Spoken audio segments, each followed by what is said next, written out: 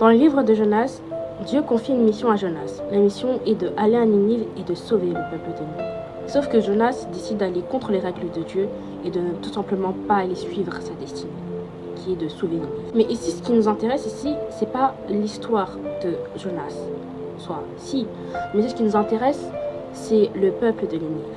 Pourquoi Dieu a décidé de sauver le peuple de Ninive. On voit en lisant Jérémie 5, où il est écrit « Observez donc et constatez et cherchez sur ces places, et vous trouverez un homme, s'il y en a un seul, qui pratique le droit et qui s'efforce d'être fidèle.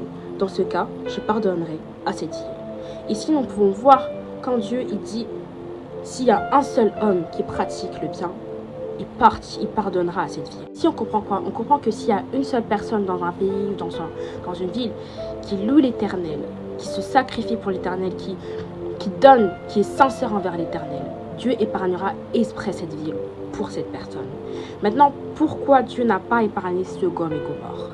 Parce qu'il n'y avait tout simplement aucun homme, aucune personne qui louait l'Éternel, aucune personne qui était vraiment sincère envers Dieu. C'est pourquoi Dieu a décidé de pas sauver Sodome et Gomorrhe. Maintenant, pourquoi Dieu a tellement insisté pour Ninive? Pourquoi Dieu a tellement insisté auprès de Jonas d'aller et de demander à ce peuple de se repentir? Parce qu'il y avait au moins une seule personne, un seul homme qui louait l'Éternel. Un seul homme. C'est pour ça que j'aimerais te dire que si Dieu ne met pas un terme, par exemple, à ta famille, à ton groupe d'amis, ou par exemple, dans ta ville, c'est parce que toi, tu es fidèle envers Dieu. Que toi, tu es fidèle envers Dieu. C'est pour ça que Dieu, tellement il t'aime, qu'il a décidé d'épargner tout le monde qui est autour de toi. C'est la même chose qu'avec le retour de Dieu. Pourquoi Dieu ne revient pas maintenant? Parce que Dieu t'aime tellement qu'il attend que tu te repentisses, qu'il attend que tu reviens vers lui encore une fois. C'est pour ça que Dieu ne vient pas maintenant.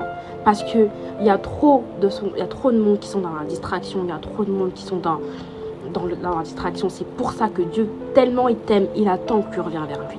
Ça ne veut pas dire que le retour de Jésus n'est pas proche. Le retour de Jésus est proche. Mais tellement il t'aime qu'il attend que tu changes.